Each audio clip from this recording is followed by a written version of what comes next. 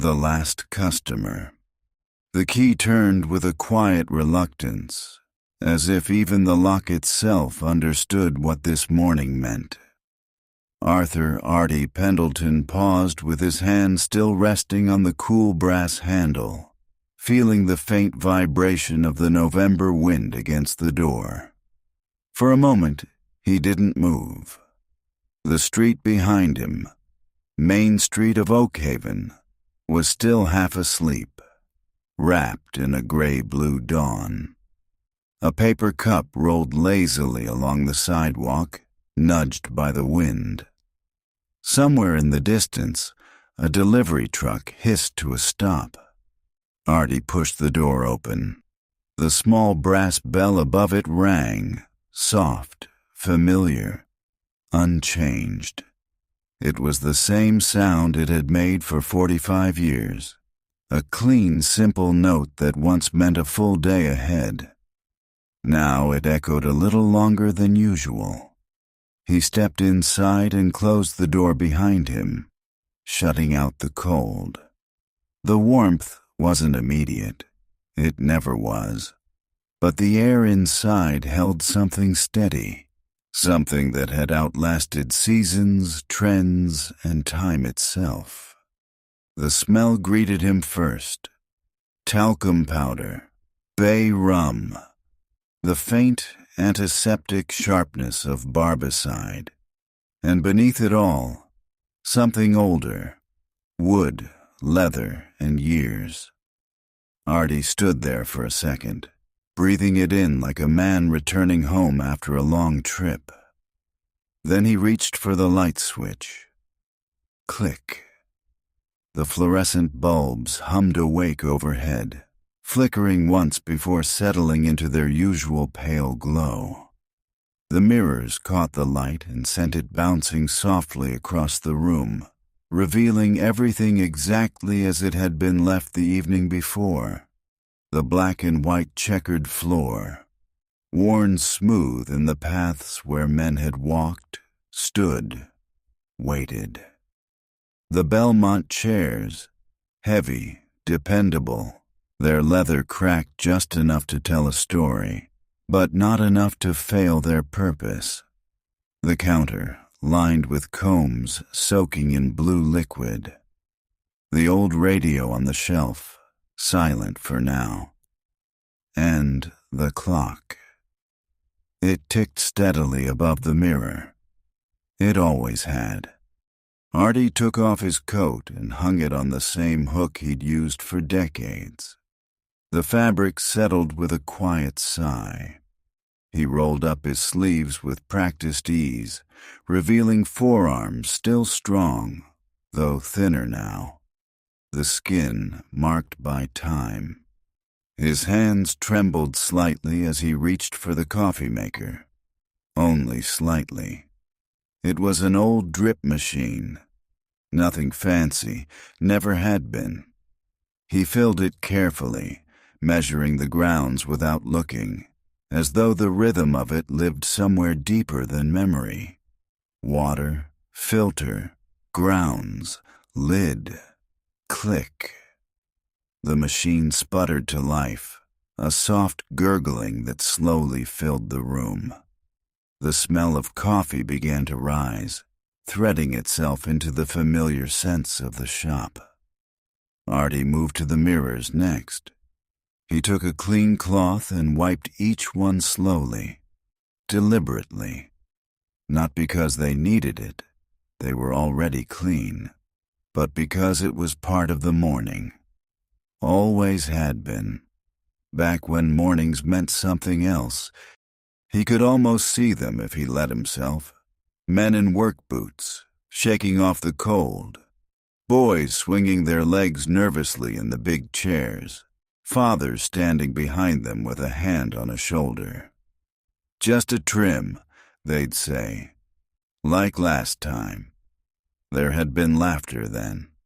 Conversations layered on top of each other.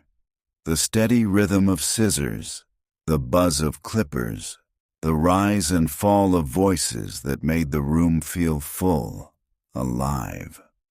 Now the only sound was the coffee maker and the clock. Tick, tick, tick. Artie finished with the last mirror and stepped back, cloth in hand. He studied his reflection without really meaning to. The man looking back at him was older than he felt some mornings and younger than he expected on others. His beard was neatly trimmed, still thick despite the silver that had claimed it. His eyes, steady, observant, had not changed much at all. He adjusted his suspenders. They snapped lightly against his shoulders, a small, familiar sound. The coffee finished brewing with a final sigh. Artie poured himself a cup and wrapped both hands around it, letting the warmth settle into his fingers. The tremor eased just a little. He walked toward the front window and stood there, looking out at Main Street. Things had changed. Of course they had. The hardware store across the street was now a sleek cafe with wide glass windows and people who typed more than they talked.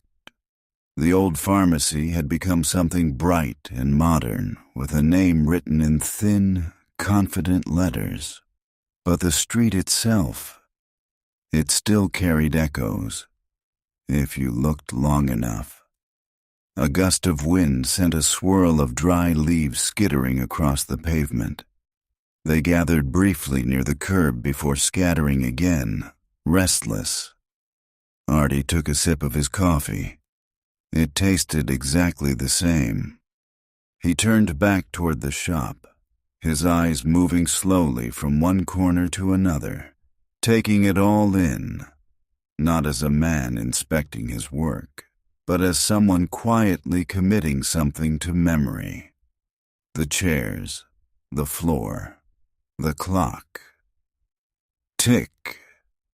For a moment, he considered leaving the lights as they were, half bright, half shadowed. But instead, he reached over and turned on the small lamp near the mirror. A warmer glow spread across the room, softening the edges, bringing out the amber tones in the wood and the quiet dignity in everything that remained. Yes, he murmured, almost to himself. That was better. He set his cup down and picked up a pair of scissors from the counter. They felt exactly right in his hand. The tremor was gone. Outside, the wind picked up again. Inside, time moved the way it always had. And for the first time that morning, Artie allowed himself a small, almost invisible smile. One that held both an ending and something that felt, strangely enough, like peace. By mid-morning, the light had changed. It always did in late November. Never fully bright, never entirely gray. The kind of light that slipped in quietly through the front window and settled over things without asking permission. Artie stood near the glass, his coffee long gone cold on the counter behind him. He wasn't really looking at the present. Not entirely. The street outside moved at its own pace. A woman in a long coat hurried past, her scarf pulled tight against the wind. A car rolled by slowly, tires whispering over the pavement. The cafe across the street had begun to fill, its windows glowing with a kind of brightness that felt efficient, different. Artie rested one hand lightly against the window frame. 45 years. That number didn't sit the way it used to.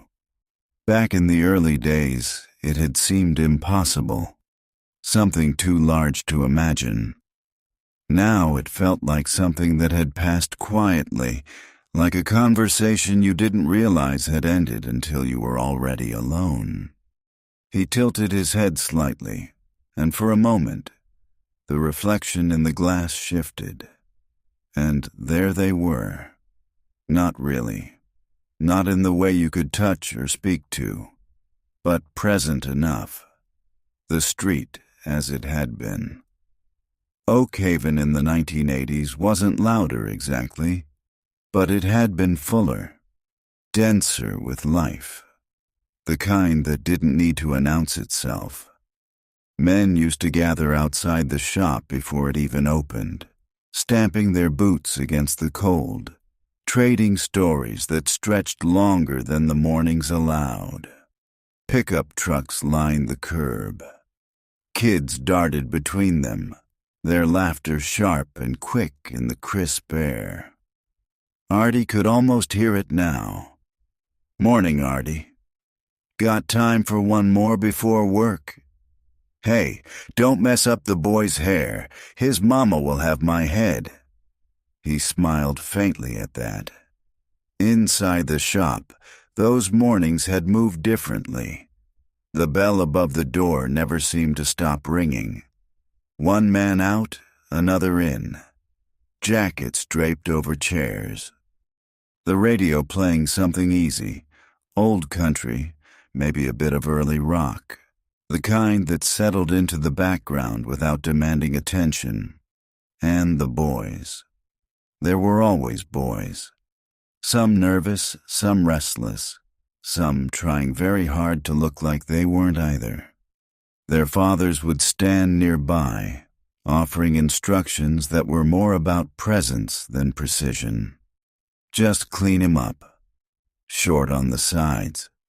Make him look like he belongs somewhere. Artie had understood that. Haircuts weren't just about hair. They were about small transitions, about being seen, about stepping quietly from one version of yourself into another. He shifted his weight slightly, the wood floor giving a familiar creak beneath his shoes. The reflection faded. The present returned. The cafe door across the street opened, and a group of younger people stepped out, laughing at something on a phone screen. Their voices carried differently, lighter, faster, less anchored to the space around them. Artie didn't judge it. He simply noticed. Things changed. They always had. He turned away from the window and walked slowly back toward the chairs. His fingers brushed against the back of one. Belmont, heavy and solid. It had been there longer than most of the buildings on the street. He remembered the day it arrived. Brand new, smelling of leather and promise. He had run his hand over it the same way then, back when the shop was just beginning, back when she was still there. For a moment, his gaze drifted toward the small shelf near the back wall, where a photograph sat in a simple frame. He didn't move closer. He didn't need to. Some things didn't require distance to be felt. The clock ticked steadily above him. Tick, tick. Time didn't rush. It never had. That was the strange part. It simply continued. Artie moved to the counter and picked up his cup, taking a small sip of the now lukewarm coffee. He didn't seem to mind. Outside, another gust of wind sent leaves scattering across the sidewalk. Inside, the air held steady. Warm, familiar, unchanged in all the ways that mattered. He set the cup down and looked once more around the room, not searching this time, not remembering, just seeing. And in that quiet, somewhere between what had been and what still was, the shop felt full again, not with people, but with everything they had left behind. By the time the pale afternoon light had begun its slow descent toward evening, the barber shop had settled into a silence so complete that it seemed almost deliberate, as though the room itself had agreed to speak only through the quiet, steady language of memory. Artie Pendleton stood behind the counter for a long moment, not moving, his fingers resting lightly against the smooth wooden surface that had been worn down over decades by the subtle, repetitive gestures of work. Combs set down, coins exchanged, hands braced during careful, precise cuts. The clock above the mirror ticked on. It always had. And yet, today, its sound seemed fuller somehow, as if each second carried a weight it had never needed to bear before. Artie exhaled slowly, then reached beneath the counter and pulled out a stack of flattened cardboard boxes, their edges slightly frayed, their surfaces marked by faint creases that suggested they had been used before. Because, in truth, very little in his life had ever been new for long. He set the first box on the counter and began folding it into shape, pressing along the seams with the firm, deliberate care of someone who understood that even the smallest actions deserved attention.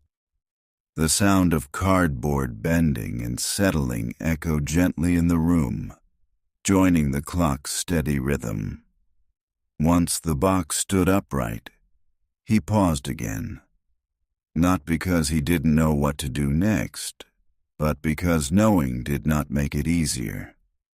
His gaze drifted upward, toward the wall behind the main chair. There, slightly off-center, hung a clock.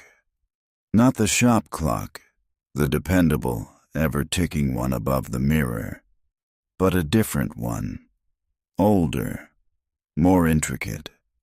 Its wooden case had darkened with age, its glass face slightly clouded by time, and its hands, delicate, precise, rested in a moment that seemed perpetually on the verge of moving forward. Artie stepped closer. For years that clock had been a quiet companion, its presence less about function and more about something deeper, something that spoke not of hours and minutes, but of continuity. Carefully, he reached up and lifted it from its hook. His hands trembled just slightly, as they always did when they were empty of purpose. But the moment his fingers settled into the familiar grooves along the back of the clock's frame, the tremor softened, then disappeared entirely. There it was again, that steadiness, that certainty. He carried the clock to the counter and set it down with a gentleness that bordered on reverence. For a few seconds he simply stood there, looking at it. And then, almost without thinking, he opened the small glass door. The hinges gave a soft, patient creak. Inside, the mechanism revealed itself in quiet complexity. Tiny gears, springs, and wheels, all arranged in a harmony that had endured far longer than most things were ever meant to. Artie reached into his pocket and withdrew a small tool, no larger than his thumb, and began to adjust one of the gears with a kind of precision that could not be taught quickly nor easily explained. This was his other craft, the one that had followed him home at night, that had filled quiet hours with purpose when the world outside had grown still. Restoring clocks, he had once told someone, wasn't about fixing time. It was about respecting it, about understanding that even the smallest part, no matter how worn or overlooked, had a role in keeping everything moving forward. The thought lingered as he worked. He adjusted, tightened, paused, then listened. Tick. The clock responded. Not louder, not faster, but clearer. Artie allowed himself the faintest nod.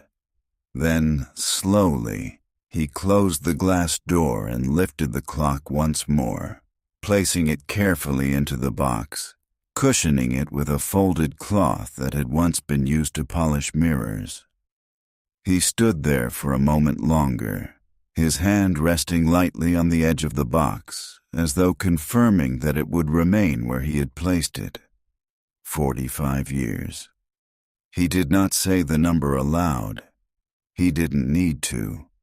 It lived in the walls, in the floor, in the very air of the room. It lived in the countless small moments that had passed through his hands.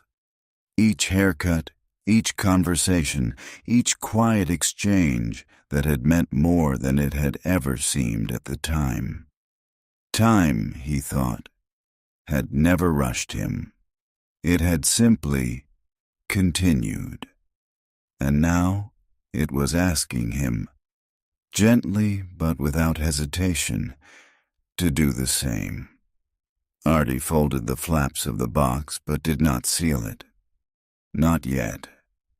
Instead, he moved back toward the chair, his fingers brushing lightly against the worn leather as he passed, and for a brief moment he allowed himself to imagine that the day was not ending, that another customer might still walk through the door, bringing with him the familiar rhythm of work.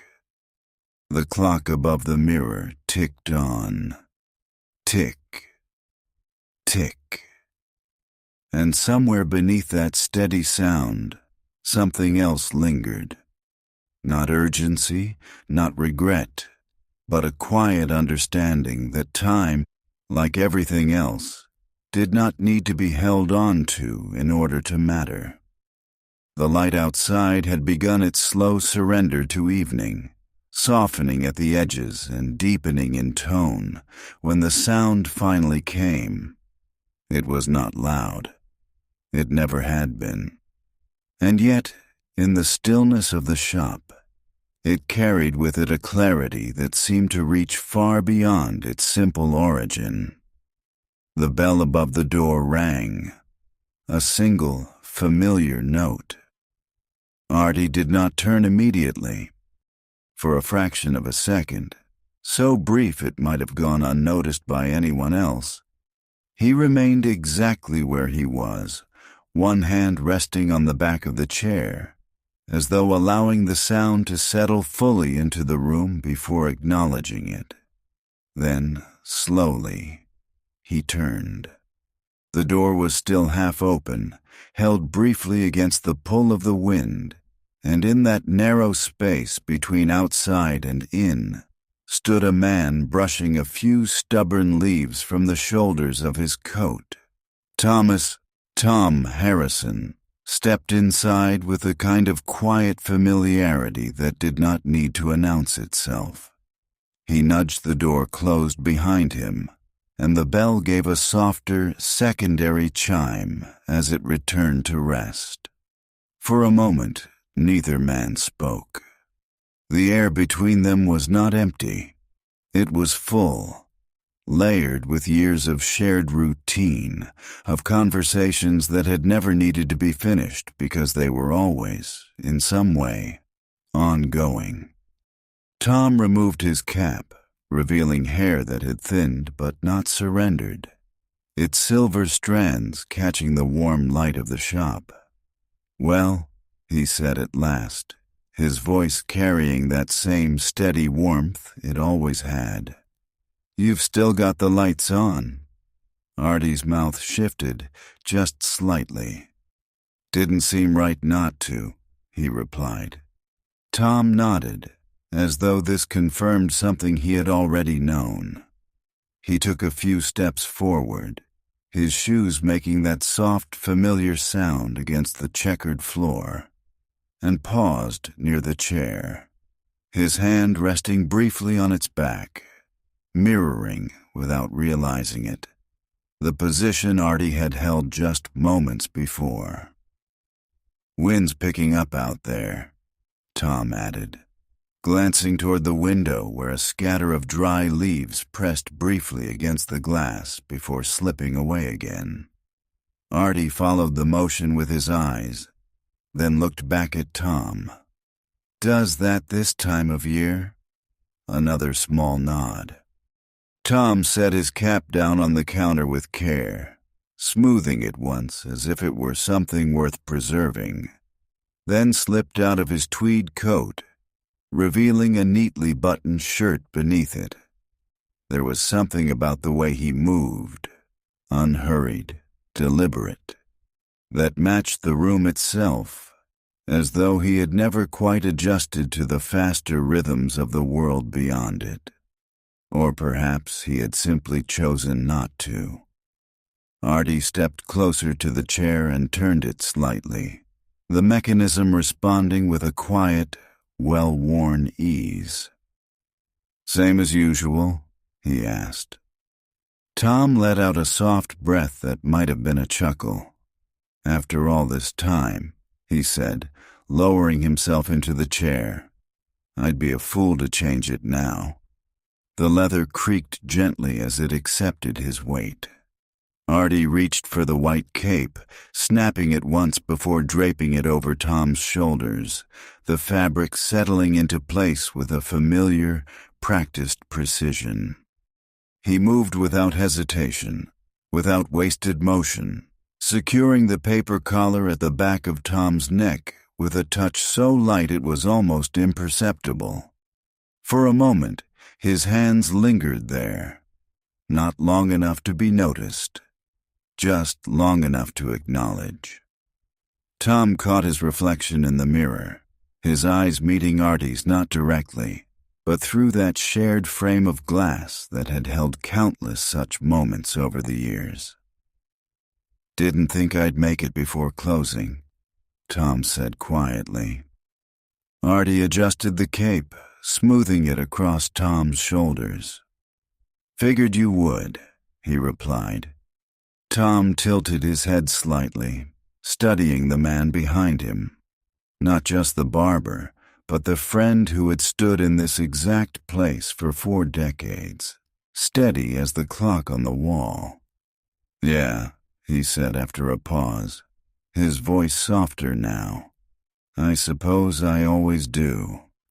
Outside, the wind pressed again against the window, carrying with it another swirl of leaves that danced briefly in the fading light before disappearing into the gathering dusk. Inside, the shop held its warmth, its stillness, its quiet sense of something arriving exactly when it was meant to. Artie reached for his scissors. They rested in his hand with that same unwavering certainty, and as the first soft click of metal against metal broke the silence, it felt not like the end of something, but like the continuation of a conversation that had never truly stopped. There are gestures that, over time, cease to feel like actions, and instead become something closer to a language. Quiet, precise, and understood without the need for explanation. And as Artie Pendleton settled into the rhythm of preparing Thomas Harrison for his haircut, it became clear that this particular language had been spoken between them for longer than either man cared to measure. The white cape, now properly secured, rested evenly across Tom's shoulders, its edges falling with a clean, practiced symmetry that Artie adjusted almost instinctively, smoothing a barely visible crease near the collar as though such details still mattered. And, perhaps, in ways that could not be easily articulated, they mattered more than ever. Tom shifted slightly in the chair, not out of discomfort, but out of habit, allowing himself to settle into the position he had taken countless times before, his hands resting lightly beneath the cape, his shoulders loosening as though some invisible weight had been gently lifted the moment he sat down.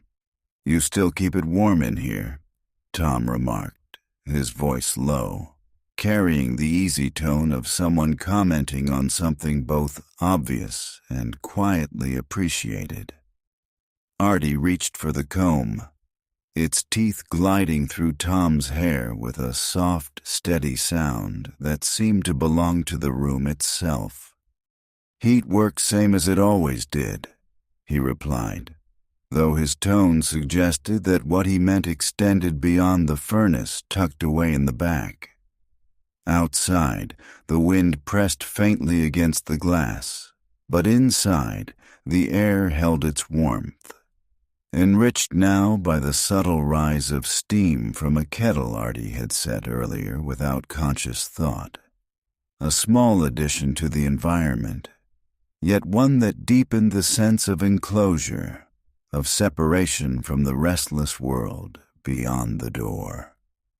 Artie picked up his scissors. For a brief moment, his hands hovered, just slightly, before finding their place, his fingers slipping into the familiar loops, the metal resting against his skin with a balance so exact it seemed less like a tool and more like an extension of intention. Then came the first cut, a clean, deliberate sound. Not loud, not sharp, but precise, carrying with it the quiet authority of a craft practiced long enough to no longer require effort. Snip. The rhythm followed naturally. Comb, lift, cut. Comb, adjust, cut. Each motion flowed into the next with a continuity that had long since moved beyond conscious thought, forming a pattern that was both methodical and deeply personal, shaped not only by technique but by years of understanding the particular contours of Tom's head, the way his hair settled, the small asymmetries that gave his appearance its familiar character. Tom closed his eyes for a moment, not entirely, but enough to soften the world. The sound of the scissors became something almost meditative, a steady cadence that seemed to align itself with the ticking of the clock above the mirror, the two rhythms existing side by side without competing, as though time itself had agreed to follow Artie's lead for the duration of the cut. "You remember," Tom began after a pause, his voice carrying that reflective quality that often accompanied the middle of a thought rather than its beginning. "That summer when it didn't rain for nearly 6 weeks?" Artie did not stop working. His eyes remained focused, his hands steady. 88, he said without hesitation. Tom let out a soft, almost surprised breath. "Yeah," he murmured. "That's the one." A few more snips, small adjustments. Strands of silver and gray drifted downward, settling against the cape like quiet evidence of time's passage, though neither man seemed inclined to assign them any particular meaning beyond what they had always represented. "I kept thinking," Tom continued, "if it didn't rain soon, the whole town would just dry up and blow away."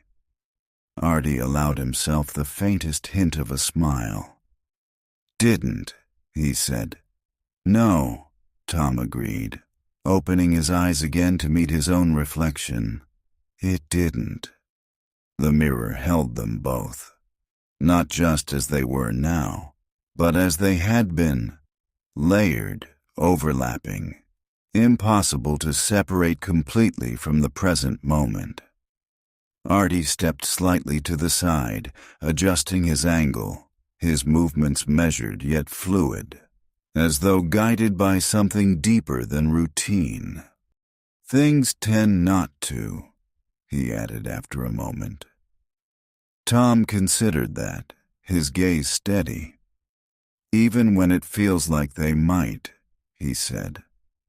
Artie's scissors paused for the briefest instant before continuing, the rhythm unbroken. Especially then. Outside, a swirl of leaves lifted briefly from the pavement, catching the fading light before settling again. Inside, the ritual continued. Not hurried, not delayed. Simply carried forward, as it always had been, with a quiet assurance that some things, once learned well enough, did not need to be questioned in order to remain true. The conversation, like the haircut itself, unfolded gradually, without force, without direction imposed upon it, finding its own course through memory and observation, guided less by intention than by the quiet familiarity that had long existed between the two men. Artie had moved to the side of the chair, adjusting his position as he worked along the back, his fingers lifting sections of hair with a comb, his scissors following in smooth, measured arcs, each cut refining what had already been shaped rather than altering it entirely. Tom, watching their reflection in the mirror, seemed to follow not only the movement of the blades, but also the subtle shifts in expression that accompanied them, as though the act of being attended to in such a careful, deliberate manner allowed him the space to consider thoughts that might otherwise have passed unnoticed. "I was out by the lake last week," Tom said after a stretch of quiet that felt neither empty nor incomplete, his tone carrying a certain contemplative ease that suggested the memory had been waiting patiently for its moment. Artie nodded slightly, though he did not look up. "Cold for it," he observed. "It was," Tom admitted, a faint smile touching the corner of his mouth. "But that's part of it, I suppose."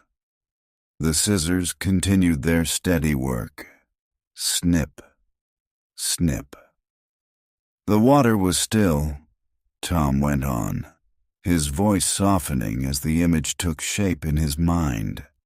"Not the kind of still that feels empty, but the kind that makes you think something's just beneath the surface, waiting, like it knows you're there." Artie adjusted the angle of the chair slightly, bringing the light more evenly across Tom's head. "Catch anything?" he asked. Tom shook his head, though there was no disappointment in the gesture. "No," he said, "but that's never really been the point." Artie's expression shifted just slightly. "No," he agreed, "it usually isn't." Tom let out a quiet breath, his gaze drifting for a moment away from the mirror, as though following the invisible line of a memory stretching out across water and time. "You stand there long enough," he said, "and you start to notice things you'd miss otherwise. The way the light moves, the way the air feels different just before the wind changes, the sound of your own thoughts settling into something clearer." Artie worked in silence for a few seconds, the scissors moving with the same unhurried precision, the rhythm steady, reliable. "Not so different from this," Tom added, glancing back at the mirror with a hint of quiet amusement. Artie met his eyes briefly. "Suppose not," he said. The two shared a small, knowing look, one that required no elaboration. Tom shifted slightly, the chair responding with a soft creak. "I've been working on another ship," he continued, his tone brightening just enough to suggest a certain pride, though it remained understated, as all things seemed to be with him. "In a bottle?" Tom nodded. "Three-masted this time," he said. "More complicated than the last one. Everything smaller, tighter, less room for error." Artie's hand slowed just enough to acknowledge the weight of that statement, though his work did not stop. "Takes patience," he said. Tom let out a quiet chuckle. "That's one word for it," he replied. "But it's more than that. You have to think ahead, Plan every movement before you make it, because once it's inside the glass, there's no going back, no fixing what you didn't get right the first time. The words lingered, not heavy, but present. Artie stepped back slightly, examining his work from a different angle, his eyes narrowing just a fraction as he considered the balance of the cut, the way each section connected to the next. "Sounds familiar," he said after a moment. Tom smiled, though there was something thoughtful beneath it. "Yeah," he said, "I suppose it does." Outside, the light had shifted again, the day drawing closer to its end, the shadows lengthening in a way that felt both inevitable and unhurried. Inside, the shop remained steady, warm, contained, a place where time did not stop, but where it seemed, at least for a while, to move in a way that could be understood. Tom looked at his reflection once more, then slightly past it, as though seeing not just himself, but the space around him. The chair, the mirror, the man standing behind him. "You ever think," he said slowly, choosing his words with care, "that maybe the hard part isn't holding on to things?"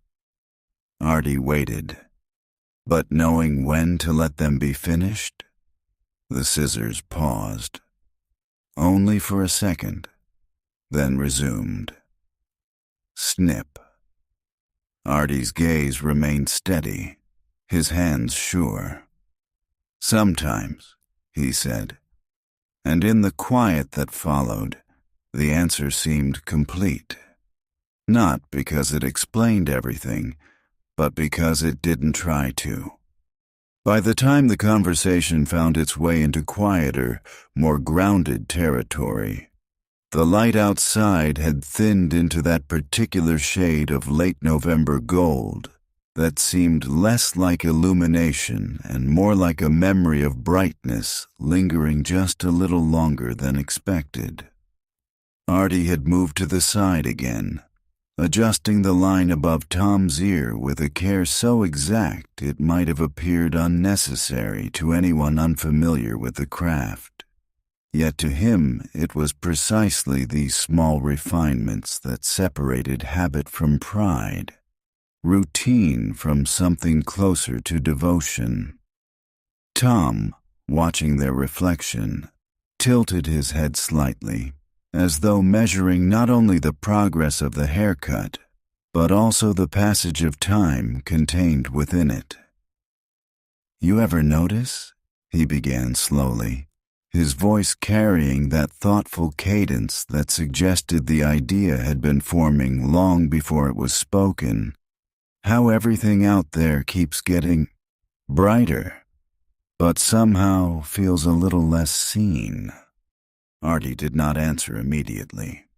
He adjusted the comb, lifted a small section of hair, and made a careful, deliberate cut before allowing his gaze to shift briefly toward the window, where the faint glow of the cafe across the street now stood out more clearly against the dimming afternoon. "I've noticed," he said at last, his tone even, neither dismissive nor overly reflective, simply acknowledging. Tom nodded, his eyes following the same line of sight. "That place over there," he continued, gesturing lightly with his chin toward the glass, "looks like it belongs in a magazine more than a town like this."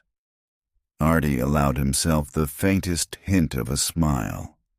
"People seem to like it." "Yeah," Tom said, though his voice carried no criticism, only observation. "They do." There was a pause, but not the kind that suggested discomfort.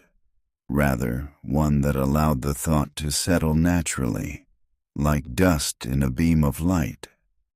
"I passed by that new barber shop on the corner," Tom added after a moment, returning his attention to the mirror, the one with the big windows and the polished floors. Artie's hands continued their work, steady as ever. "Modern place," he said. Tom gave a small, almost amused breath. "That's one way to put it," he replied.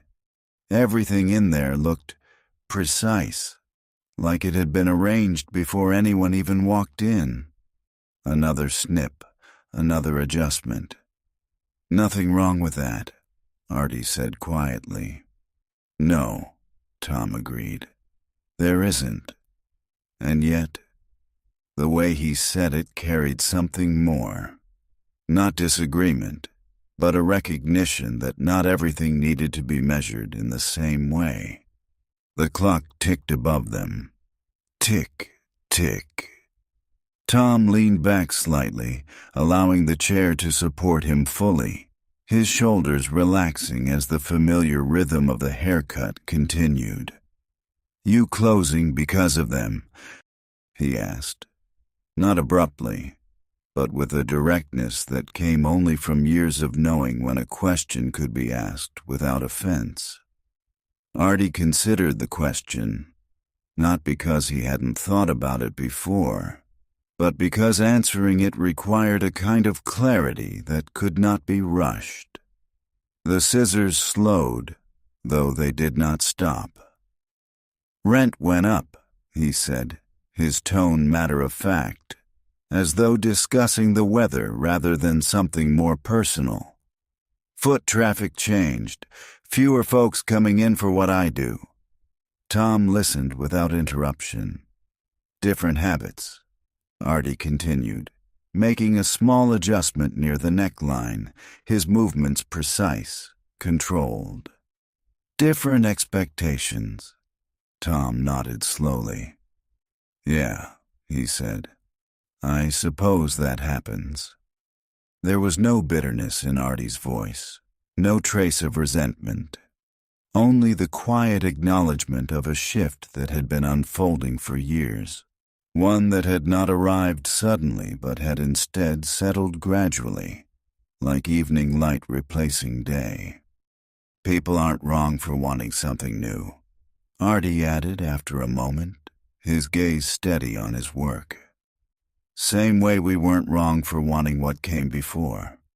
Tom let that sit. "Still," he said eventually, "there's something about this place." His eyes moved again across the room, the worn floor, the chairs, the clock, the soft, steady glow of the lamp. "That feels like it belongs to more than just now." Artie did not respond right away. Instead, he stepped back slightly, studying the overall shape of the haircut, his eyes narrowing just enough to catch the smallest imbalance before it could become visible to anyone else. "Maybe it does," he said finally. Outside, the wind carried another scatter of leaves down the street, their dry edges catching briefly against the curb before moving on, unbothered by where they had been. Inside, the air remained still, unchanged. Not because it resisted time, but because it had already made its peace with it.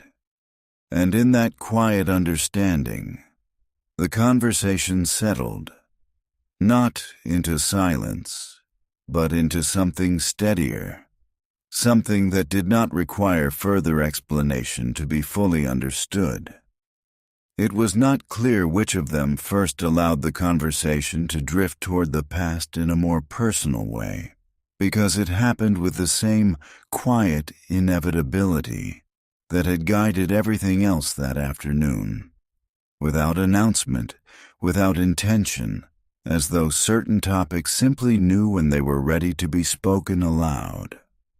Artie had moved behind the chair again, working along the crown with slow, measured precision, while Tom sat still, his gaze softening as it rested somewhere between his reflection and the space just beyond it. For a while, neither man spoke. The only sounds were the scissors, the clock, and the faint whisper of wind against the window. Then Tom exhaled, long and steady, as though releasing something that had been held just beneath the surface. "I drove past the old house last Sunday," he said, his voice quieter now. Not fragile, but careful, as though the memory required a certain respect in the telling. Artie did not interrupt. "It looks smaller," Tom continued, a faint, almost thoughtful smile touching his lips. Not in a disappointing way, just different. Artie nodded slightly, though Tom could not see it directly. "They always do," he said. Tom's eyes shifted downward for a moment, then returned to the mirror. "She used to keep those curtains open all the time," he went on, his tone carrying a warmth that did not diminish the weight of what was being remembered. Said it made the place feel like it was breathing. The words lingered in the air. Artie's hand slowed, just slightly, before continuing with the same steady care. "She liked light," he said. Tom's reflection met his in the mirror. She did. There was no need to say her name. It existed between them already, understood, carried forward through years of quiet acknowledgement rather than repeated explanation. "And you?" Tom asked gently after a pause. The question offered not as an obligation, but as an opening. Artie's gaze shifted, almost imperceptibly, toward the back of the shop, where the small framed photograph rested on its shelf, catching just enough of the lamplight to suggest its presence without demanding attention. "She always said the tomatoes needed more sun than I thought they did," he said, his voice even, though something beneath it softened just enough to be felt rather than heard. "Used to move the pots herself when I wasn't looking." Tom let out a quiet breath that might have been a chuckle. "Sounds about right," he said. Artie allowed himself the faintest trace of a smile. "Never lost an argument," he added. Tom's eyes warmed. "No," he said. "The good ones never do." The scissors continued their work. Snip. Snip. Strands of hair fell, light and unremarkable, yet part of something larger, something that marked time not in moments of loss, but in the quiet persistence of what remained. Tom leaned back slightly, his shoulders settling deeper into the chair. "It's a strange thing," he said after a moment, his voice thoughtful. "How you get used to someone being there, and then you have to get used to them not being there." Artie considered that, not as a statement to be answered, but as something to be recognized.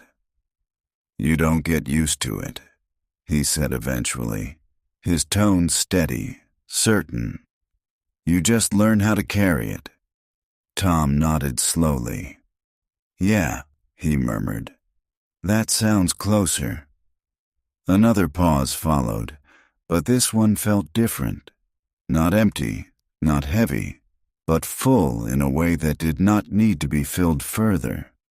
"They used to say," Tom continued after a while, "that a man spends his life building things, house, work, routines, all the pieces that make up a life."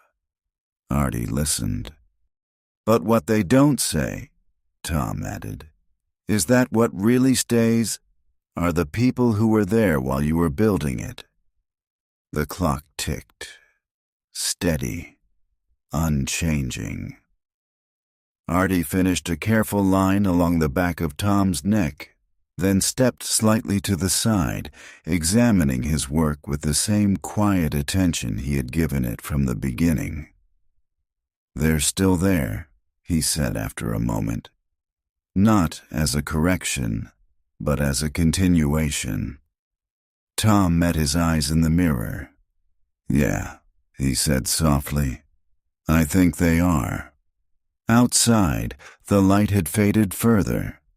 The first hints of evening settling over Main Street as the last of the day's movement gave way to something slower, more reflective. Inside, the shop held its warmth, its stillness, and within that stillness, the presence of those who were no longer there did not feel like absence. It felt, instead, like something carried forward, quietly, steadily, woven into every small act of care, every shared word, every moment that refused to be forgotten.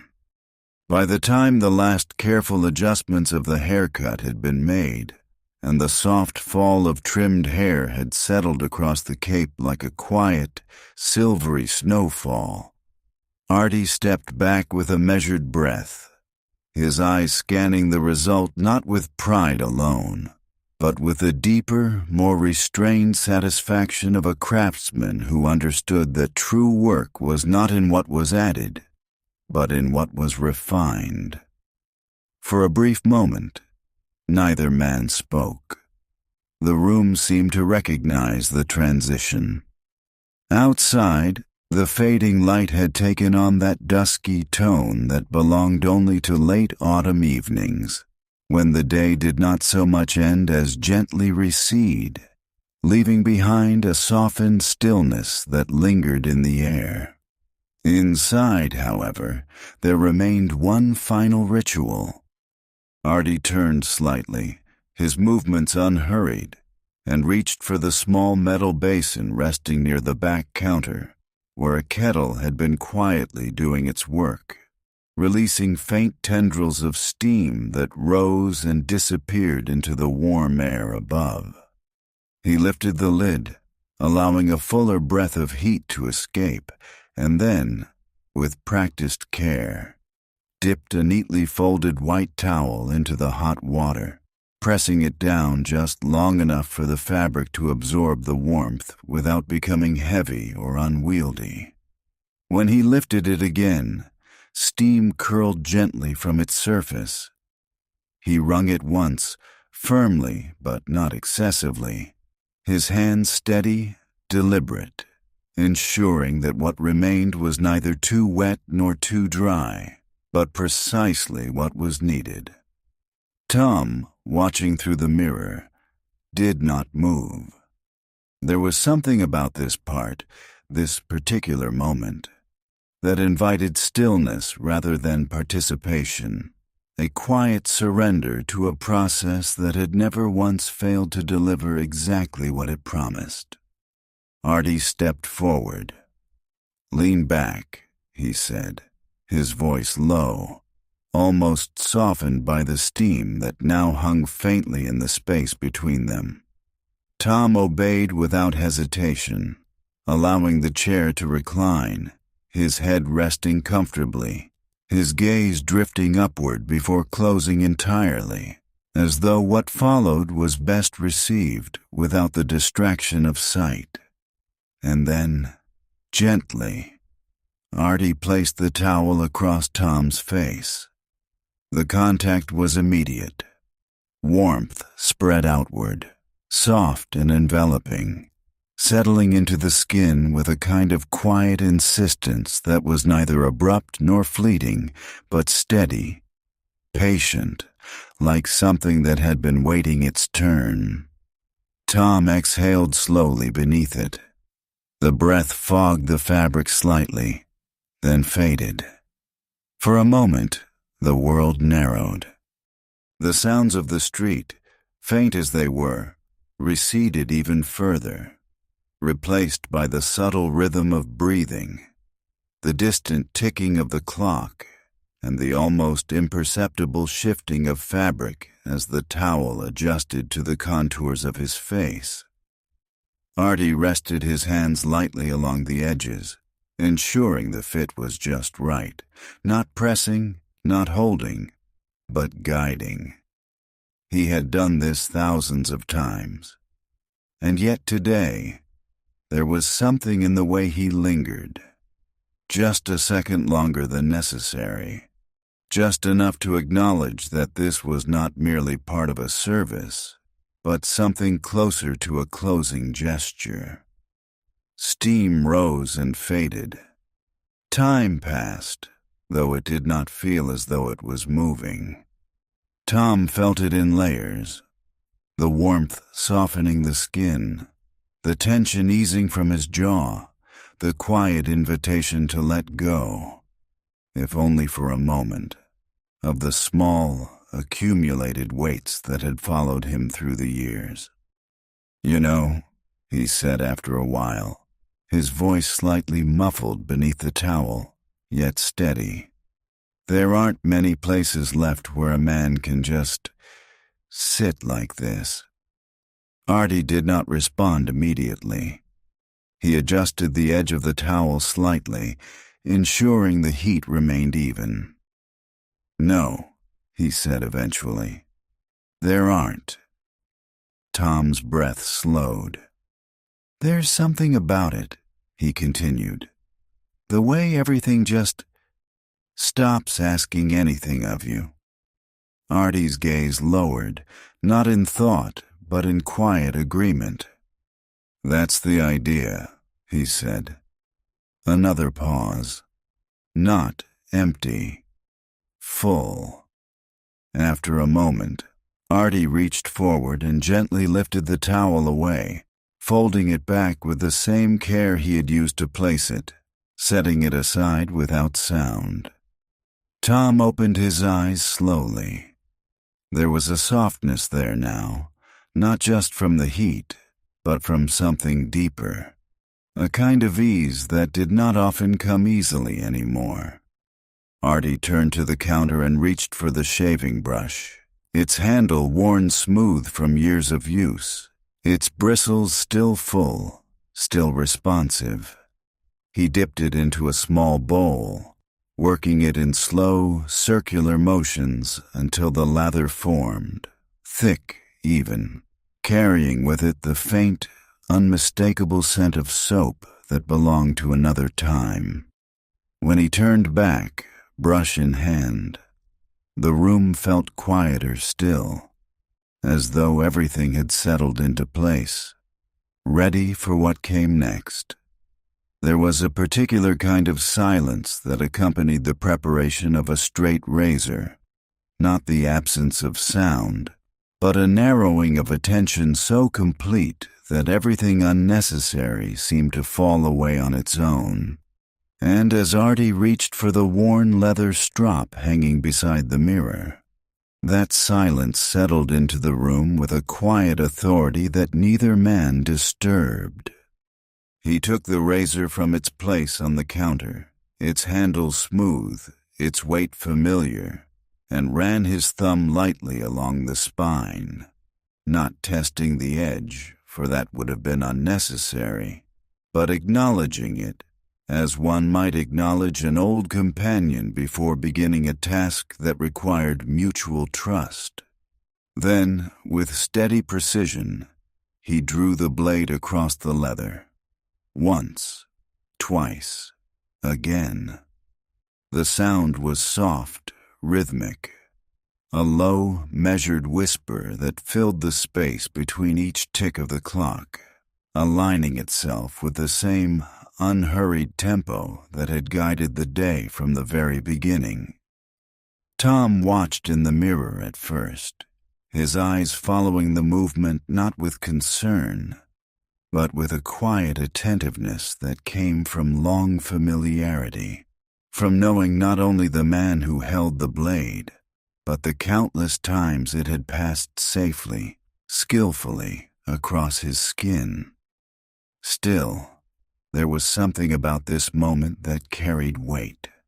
Not fear, but awareness.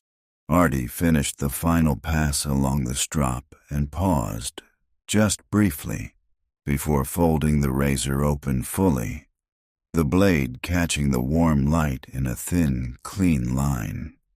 He stepped closer. "Hold still," he said, not as a warning, but as a continuation of something that had always been understood. Tom gave the smallest nod. "I always do."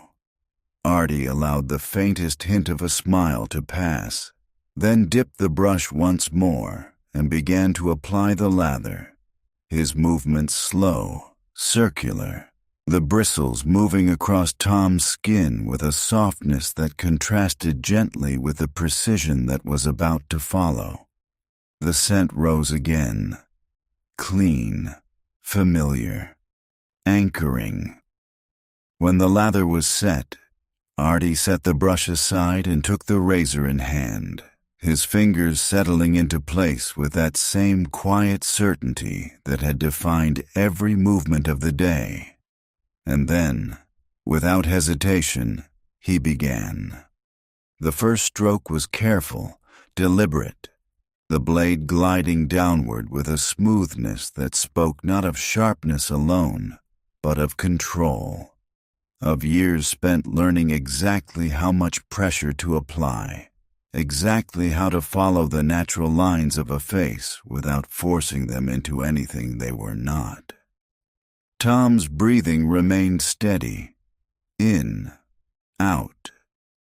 The world beyond the chair seemed to recede. Each pass of the blade removed not just the thin layer of stubble, but something less tangible, a subtle shedding of time's visible markers, leaving behind a surface that felt, if only briefly, closer to how things had once been. Artie worked methodically, short strokes, measured angles, a slight stretch of the skin here, a careful adjustment there. Nothing rushed, nothing assumed, every movement considered. "You ever think," Tom said quietly, his voice steady despite the stillness required of him, "how strange it is to trust someone like this?" Artie did not look up, but his eyes remained focused, his hand unwavering as he guided the blade along the curve of Tom's jaw. "Not strange," he said after a moment. "Earned." Tom let that settle. "Yeah," he said softly. "That sounds right." The razor moved again. Another clean line. Another careful pass.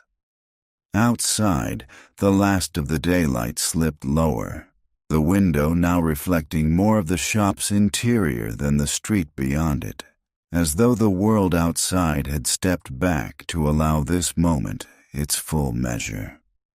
Inside, time felt different, not slower, but more deliberate.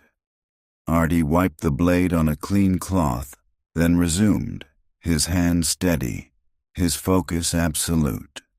There was no room for distraction here, no space for anything but the work itself. And yet, within that narrow focus, something broader existed. A quiet understanding that this act, repeated countless times, carried with it more than function. It carried trust, respect, continuity. When the final stroke was complete, Artie paused, holding the razor still for just a second longer before stepping back, closing the blade with a soft, definitive click.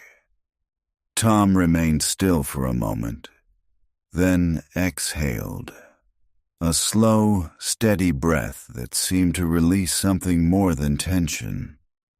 Artie reached for the towel once more, this time cooler, and gently wiped away the remaining traces of lather, revealing skin that was smooth, clean, and quietly renewed. For a moment, neither man spoke. The clock ticked, steady as ever. And in that quiet, something had shifted. not in a way that could be easily named, but in the subtle, unmistakable sense that something had been completed with care, and therefore with meaning. There is, in every practiced craft, a moment that does not announce itself as important, and yet carries within it the quiet authority of completion. And as Artie set the straight razor aside and reached for the small glass bottle resting near the edge of the counter, that moment seemed to settle gently into the room without asking to be noticed. The bottle of bay rum caught the lamplight in a warm amber glow, its surface worn smooth in places where fingers had grasped it countless times before, each use a continuation of something that had never needed to change in order to remain meaningful. Artie lifted it with care, tipping a measured amount into his palm before setting it back exactly where it belonged, aligning it instinctively with the other tools as though even now, at the very edge of the day, order still mattered. He rubbed his hands together slowly. The scent rose immediately, warm, slightly spiced, carrying with it something unmistakably familiar, not just to the senses, but to memory itself, as though it belonged not only to the present moment, but to every moment like it that had come before. Tom, still reclined in the chair, seemed to recognize it instantly. His expression shifted, not dramatically, but enough to suggest that what he was about to experience was not new, and yet had never lost its ability to feel like something quietly earned. Artie stepped closer. "Easy now," he said, his voice low, almost reflective, as though the words themselves were part of the ritual rather than a necessary instruction. Tom gave a faint nod. "I know the drill," he replied, though his tone carried a warmth that made the phrase feel less like habit and more like trust. Artie placed his hands gently against Tom's cheeks. For a brief second, there was only contact, the warmth of skin meeting skin, the faint trace of aftershave suspended between them. Then came the familiar motion, a firm, practiced pat, not harsh, not abrupt, but certain. The sound, sharp, brief, unmistakable, echoed lightly in the room, followed by another and then another, each one evenly spaced, each one delivered with the same careful consistency that had defined every part of the process. Tom inhaled softly, the sensation immediate, a brief sting that gave way almost instantly to a spreading warmth, the skin alive in a way that felt both invigorating and grounding at once.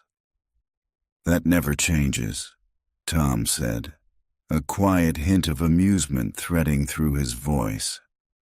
Artie allowed himself a small, understated smile. "Wouldn't be right if it did," he replied. The scent lingered, rich, familiar, anchored in something older than either of them felt the need to explain.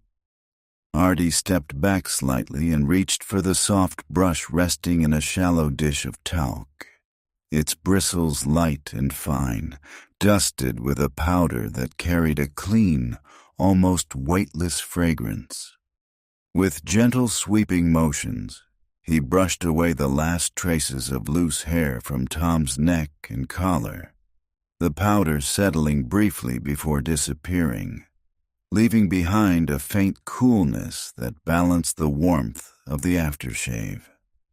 Each stroke was deliberate, measured, nothing rushed, nothing unnecessary. When he finished, he moved behind the chair once more and released the cape, snapping it once in a clean, practiced motion before lifting it away entirely, the fabric folding in on itself as though it, too, understood that its part in the process had come to an end. Tom straightened slowly, the chair rising with him in a smooth, familiar motion, bringing him back to a position that felt less like being attended to and more like returning to himself. For a moment, he did not speak. Instead, he sat there, taking in the quiet, the warmth, the lingering scent that seemed to settle somewhere deeper than the surface. Artie adjusted the collar of Tom's shirt with a light touch, smoothing it into place with the same care he had applied to every other detail, then stepped slightly to the side, his gaze steady, his posture relaxed but attentive. "There we are," he said. "Simple, complete." And yet, within those 3 words, there existed something more. A quiet acknowledgement that this was not merely the end of a service, but the conclusion of something that had been built over years, sustained through routine, and carried forward by trust. Tom exhaled softly. "Yeah," he said, almost to himself. "There we are." And in the stillness that followed, the room seemed to hold that moment just a little longer, as though unwilling to let it pass without recognition. There are moments when a mirror ceases to be an object and becomes instead a kind of threshold, something that does not merely reflect what stands before it, but invites a quieter, more deliberate act of seeing. And as Artie reached for the small handheld mirror resting on the counter, that moment arrived with a calm inevitability that neither man attempted to interrupt. He turned it once in his hand, ensuring its surface was clean, though it already was, then stepped behind Tom and held it up with a steady arm, angling it just enough to capture the back of the head and the careful line of the neckline that had been shaped with such quiet precision. "Take a look," Artie said, his voice even, neither expectant nor uncertain, simply offering. Tom leaned forward slightly. At first, his eyes moved in the practical way they always had, tracing the edges, noting the balance, the clean transitions from one length to another, the subtle way the hair had been guided into place rather than forced. But then, almost without realizing it, his focus shifted, not to the haircut, but to the reflection itself. There he was, not as he had been, not as he might have imagined himself years ago, but as he was now, lined in places where time had chosen to leave its marks, softened in others where experience had worn away sharper edges, his features carrying the quiet evidence of a life lived not in grand gestures, but in steady, accumulated moments. And behind him, framed in the same reflection, stood Artie. Still, present, unchanged in all the ways that mattered. For a long second, neither of them spoke. The mirror held them both, not as separate figures, but as part of the same image. 2 men bound not by anything dramatic or declared, but by years of small, consistent intersections that had shaped something enduring. Tom's gaze lingered. He adjusted the angle slightly, though not to see better, but to see differently, to catch the light as it fell across his face, to notice the way the lines around his eyes deepened when he allowed the faintest hint of a smile. "Well," he said at last, his voice carrying a quiet steadiness that felt both familiar and newly considered. "You've still got it." Artie's expression shifted, just slightly. "Had good practice," he replied. Tom let out a soft breath that might have been a laugh, though it remained understated, as everything between them seemed to be. 40 years worth, he said. Something like that. The mirror remained between them. For a moment longer, Tom looked, not searching, not judging, but acknowledging. There was no attempt to measure what had been lost, no effort to compare past and present in a way that diminished either. Instead, there was something closer to acceptance, recognition, a quiet respect for the man he had become, shaped in part by the very place he now sat. He lowered the mirror slowly. Artie took it back without a word, setting it carefully on the counter, aligning it once more with the other tools as though even this small act deserved completion. Tom met his eyes directly now, no longer through reflection, but face to face. "Feels right," he said. Artie nodded once. "That's the idea." Outside, the last of the daylight had nearly disappeared, the window now reflecting the warm interior almost entirely, turning the shop into its own contained world, separate from the street beyond. Inside, the air remained still. The clock ticked, steady, unwavering. And in that quiet space between what had been done and what was about to follow, something settled. Not with finality, but with a sense of balance, as though everything had arrived exactly where it was meant to be. For a moment after the mirror had been set aside and the quiet acknowledgement of a job well done had settled between them, neither man seemed in any particular hurry to move forward, as though both understood, without needing to say it aloud, that what remained was not simply the conclusion of a transaction, but something that required its own kind of care. Tom placed his hands on the arms of the chair and rose slowly, not out of frailty, but with the measured deliberation of someone who had long ago learned that certain movements deserved to be taken at their natural pace. The chair, relieved of his weight, returned to its upright position with a soft, familiar sound. Artie stepped back just slightly, giving him space, not as a formality, but as a quiet acknowledgement that this part, too, belonged to Tom.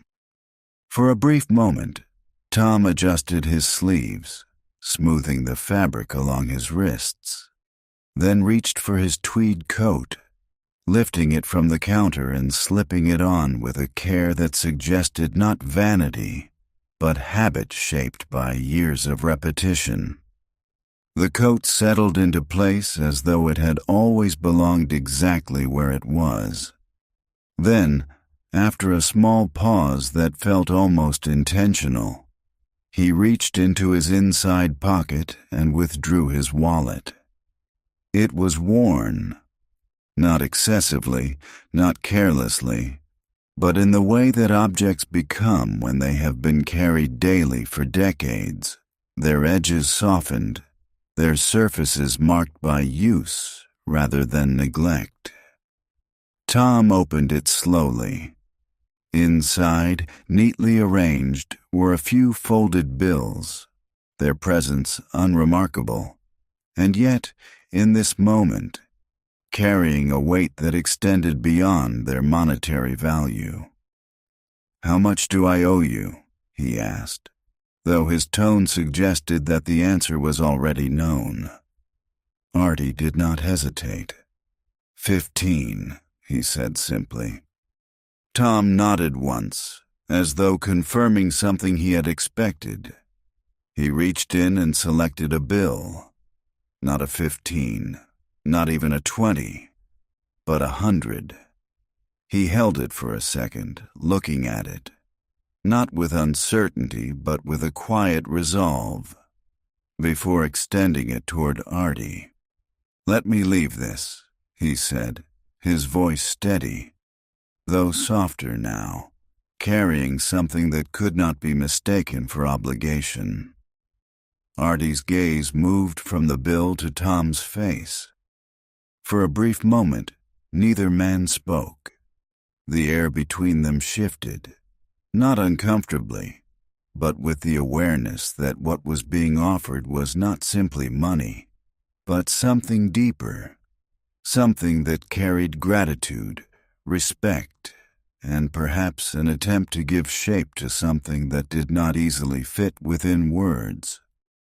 Artie reached out, but instead of taking the bill, he gently folded Tom's hand back toward him, closing his fingers around it with a firmness that was neither forceful nor dismissive. "No," he said. The word was quiet, but final.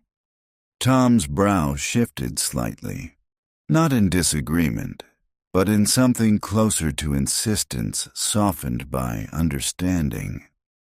"Artie," he began, but Artie shook his head once.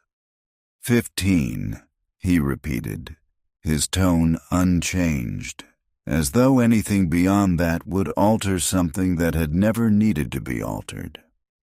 Tom looked at him for a long second. Then, slowly, he exhaled. There was no frustration in it, only recognition. He reached back into his wallet and withdrew a smaller bill, placing it carefully on the counter. Artie accepted it this time, sliding it into the register without ceremony, without counting, because he didn't need to. Some things, once established, did not require verification. Tom closed his wallet and returned it to his pocket. "You could have taken it," he said after a moment, though there was no challenge in his voice, only a quiet observation. Artie met his gaze. "Could have," he said. A pause. Then, with the faintest trace of something that might have been a smile, he added, "Wouldn't have been right." Tom considered that, then nodded. "No," he said softly. "I suppose it wouldn't." The moment passed, not abruptly, not completely, but in the way that meaningful things often do, leaving behind something subtle yet lasting, something that did not need to be named in order to be understood. The coat now settled on his shoulders and the quiet exchange behind them. Tom turned toward the door, though not immediately stepping forward, as though the simple act of leaving required a brief pause, one last moment to take in the space that had, in its own steady way, been part of his life for so long. Artie moved alongside him, not guiding, not following, simply accompanying. The two men stood for a second near the front of the shop, the window beside them now reflecting more of the interior than the dim street beyond, the glass holding faint echoes of everything that had passed within those walls. Tom reached for his cap, placing it carefully on his head, adjusting the brim with a small, practiced motion that seemed almost ceremonial in its familiarity. "Still sits right," he said, more to himself than to Artie. Artie gave a slight nod. "Always has." Another pause. Not empty, just full. Tom's hand moved toward the door, then stopped. Instead, he turned, facing Artie fully now, without the mediation of mirrors or reflections, without the structure of routine to guide them. For a moment, they simply stood there, and then, without a word, Tom extended his hand. Artie took it. The handshake was firm, not out of necessity, but out of understanding, the kind of grip that had nothing to prove and nothing to conceal. It lasted longer than most, long enough for something unspoken to pass between them. 40 years, Tom said quietly, his voice steady but carrying the weight of something measured not in time alone, but in consistency, in trust, in the quiet accumulation of shared moments. Artie nodded. Something like that. Tom's grip tightened just slightly, then eased. Never had a bad cut, he added. Artie's expression shifted, just enough to suggest that he understood the compliment for what it truly was. Good client, he replied. Tom let out a soft breath that might have been a laugh, though it remained contained, as everything between them seemed to be. I'll come by in the spring, he said after a moment, his tone lighter now, though not without intention. See how those tomatoes are doing? Artie's eyes held his. They'll be there. Tom nodded. I know they will. The handshake ended, not abruptly, but with a natural easing, as though both understood that holding on longer would not add anything more to what had already been shared.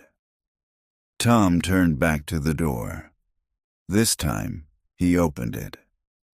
The bell rang. That same clear, simple note. Cold air slipped briefly into the shop, carrying with it the scent of dry leaves and the quiet promise of night. Tom stepped out. He did not look back immediately. Instead, he adjusted his coat against the wind, took a few steps onto the sidewalk, and only then, just once, turned his head slightly. Artie stood where he was, watching, not waving, not calling out, just present.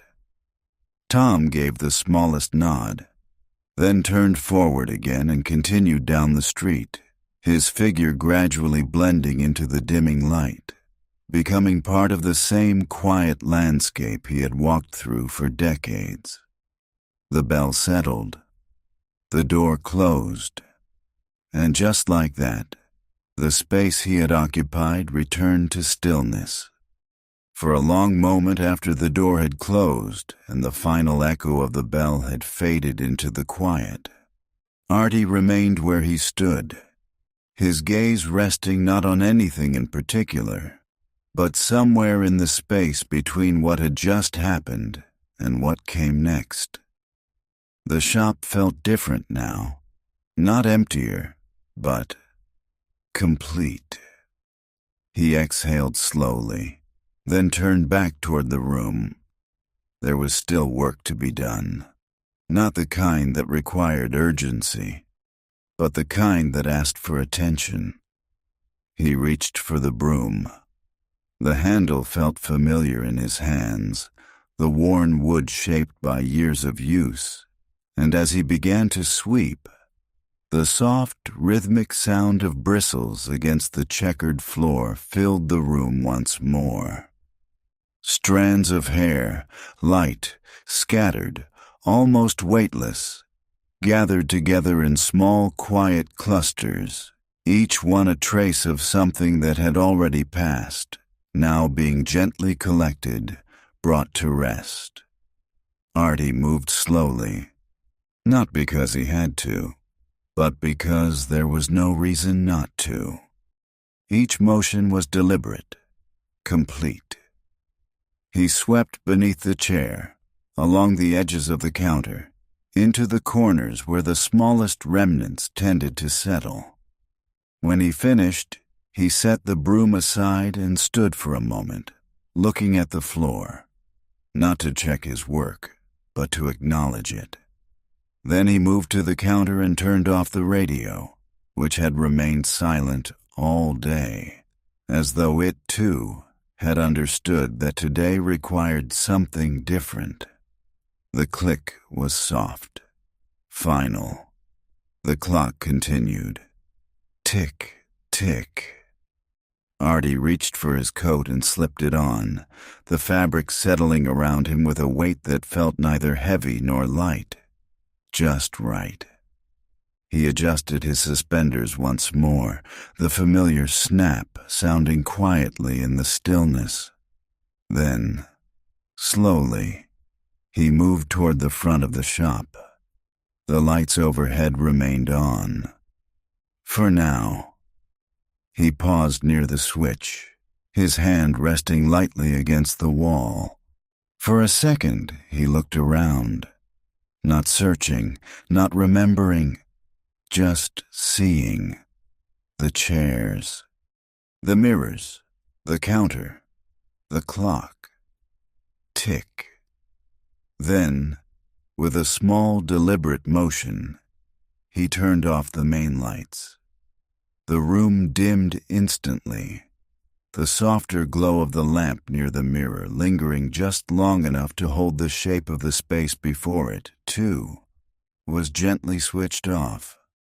Only one light remained, the neon sign in the window. Barber. It hummed faintly, its red and blue glow flickering just slightly, casting a soft, familiar reflection across the glass. Artie stepped closer. He looked at it, not as an object, but as something that had, for years, quietly announced his presence to the world outside.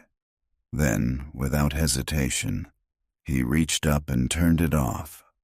The hum ceased.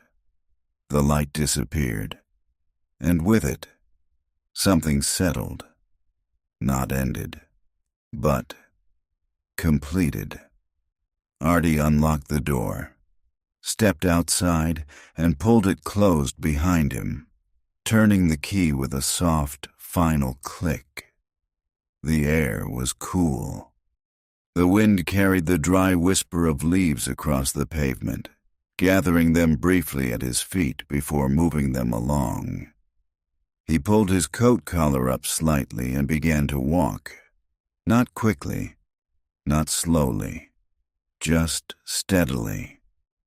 The street stretched ahead, familiar yet changed, holding both what had been and what would continue. Behind him, the shop stood quiet, dark, at rest. And as Artie moved forward into the November evening, there was no sense of something being lost, only the quiet, steady understanding that some things, once fully lived, do not need to be held on to in order to remain.